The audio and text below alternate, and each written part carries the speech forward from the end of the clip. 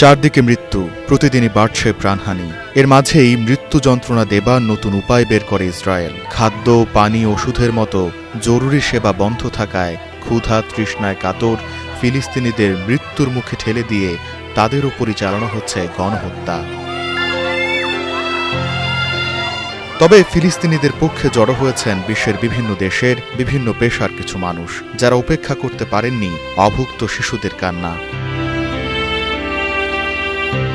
গাজা উপত্যকায় অবৈধ অবরোধের বিরুদ্ধে প্রতিবাদ জানাতে এবং বিশ্বজুড়ে জনমত গড়ে তুলতে ফ্রিডম ফ্লোটিলা কোয়ালিশনের নতুন মিশন শুরু হয়েছে ইতালির সিসিলি শহরের সিরাকিউস বন্দর থেকে। ১৩ জুলাই বন্দর ছাড়ে হান্দালা নামে একটি জাহাজ, যেখানে আছেন আইনজীবী, চিকিৎসক, সাংবাদিক সহ নানা পেশার মানবাধিকার কর্মীরা। এ সময় উপস্থিত সমর্থকরা মেলে ধরেন ফিলিস্তিনি পতাকা এবং স্লোগানে স্লোগানে বিদায় জানান তাদের।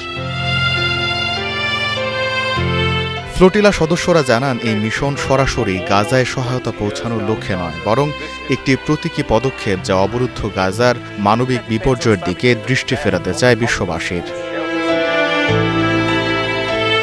এর আগে ফ্রিডম ফ্লোটিলা মিশনে ইতালির সিসিলি বন্দর থেকে গাজার উদ্দেশ্যে রওনা দেয় প্রথম জাহাজ ম্যাডলিন।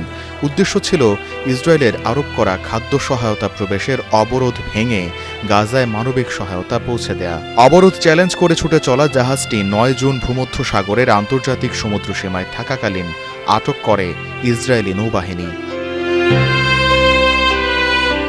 সুইডিশ জলবায়ু মানবাধিকার কর্মী গ্রেটা থানবার্গ এবং ফরাসি ফিলিস্তিনি ইউরোপীয় সংসদের সদস্য রিমা হাসান সহ ১২ কর্মীকে সে সময় জাহাজ থেকে তুলে নেওয়া হয়। এ ঘটনায় আন্তর্জাতিক মানবাধিকার সংস্থাগুলোর তীব্র সমালোচনার মুখে পড়ে ইসরায়েল।